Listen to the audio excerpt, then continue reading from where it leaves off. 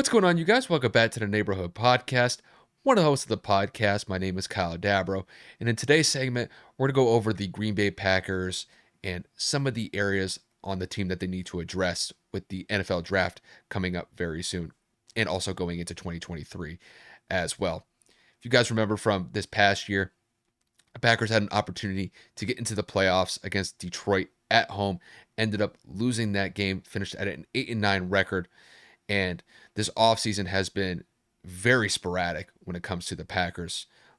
The biggest name that comes to mind is Aaron Rodgers. And we do not know at this point whether or not that he's going to be traded to the New York Jets. That's the team that is most linked to him at this point. And there's going to be some major turnover potentially when it comes to the Packers. But outside of the quarterback position, there are still some areas that the Packers need to focus on with the draft coming up pretty soon. So, Kev, to kick this one to you, what are some positions that you think the Packers need to address with the draft coming up in April? Well, I mean, outside of Aaron Rodgers, which of course is the most glaring position and the most important position, they have Jordan Love at that spot. So I guess they're ready for it. I don't know. The transition between Rodgers to Love is going to begin no matter what. But in terms of positional needs, you got to look at the wide receiver position. I mean, they lost Randall Cobb. Alan Lazard signed with the Jets. Mercedes Lewis and Robert Tunyon left, which is going to go into literally transition into my next subject. They need weapons. I mean, quite literally, they have Josh Dobbs not Josh Dobbs. They have Romeo Dobbs and they have Christian Watson. That's pretty much it.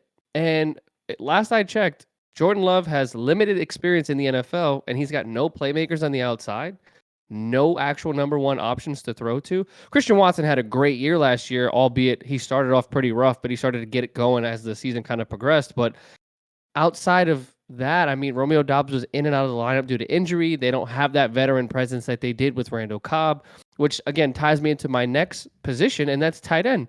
Tunyon left to Chicago, and Mercedes Lewis is a free agent. I mean, he's 38, 39 years old, whatever the age may be, but he's rumored to be linked to the Jets to kind of like entice Aaron Rodgers to sign with the Jets as well. So, I mean, you're talking about they just have Aaron Jones and A.J. Dillon at this point. That's the only weapons that Green Bay really has because, I mean, Aaron left, Lazard left, Dobbs left, Tunyon left, and Lewis is gone. Like, they don't have any remaining pieces outside of the two that I had just listed. And when you have a quarterback that isn't experienced and a quarterback that is known to struggle with accuracy, you need to go and have someone that can create separation, someone that you can rely on. And especially a tight end is going to be a quarterback's best friend. Both of those veteran tight ends that you've had on your roster for the last couple of seasons are gone. So I have no idea what the Packers are thinking. When Aaron Rodgers was expected to leave or was thought to have started to think about leaving, we thought they would try to at least retain some pieces so that Jordan Love would have at least some form of familiarity with the offense. But then you go and you let everybody leave. It's just not a good look for Green Bay's front office right now. So for me, it's definitely the wide receiver and tight end rooms that are going to need significant improvement, whether that be through the remainder of free agency or addressing it at the draft time. And then for me, if I had to kick it to their defense to focus on one area of concern, I got to look at this pass rush because, Kev, we were going over it before we started recording. This pass rush is middle of the pack, and you can even make a case that it's relatively subpar. The Packers had 34 sacks as a team this past year. And defensively, honestly, that's probably just not going to cut it. And granted, when you look at their pass rush, there have been some guys that have stepped up. You could look at guys like Preston Smith. I believe Preston Smith almost had 10 sacks last year. He was about a sack and a half short of hitting double digits last year. He's been a consistent pass rusher that's been solid for Green Bay over the last couple of years. And then you can maybe look at somebody like Kenny Clark on the defensive line. It gets a couple sacks here and there. But overall, it just seems as if the Packers aren't able to consistently bring a pass rush that's effective enough to get somewhere around 45 to 50 sacks, which is pretty much what would be considered a above average pass rush. And I think when it comes to the draft, which is coming up very soon, I think this is an area that they're going to have to focus on, simply just because if they're able to maintain a consistent pass rush, it will take a little bit more pressure off of that secondary. And we have seen throughout the last couple of years that the secondary can be beat in certain situations. They have some good players in that secondary, but obviously, if they have a good pass rush to go along with that, it will just improve the defense as a whole, take some pressure off of that secondary.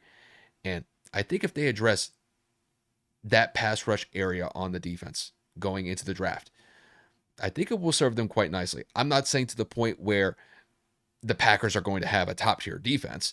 I think more than likely the Packers are going to struggle because they're going to take such a big step back offensively if Aaron Rodgers does get traded. Because I just don't think that Jordan Love's going to be able to bring this team to the promised land. And when you look at the rest of the division, you got teams like the Lions who are on the come up. You've got teams like the Vikings who won the division last year. The Packers are going to have to find their way to make some sort of inroad to probably be in that second place position behind the Vikings. But more than likely, I think the Lions are going to take that. And when it comes to the margin of error for the Packers, it's very slim right now.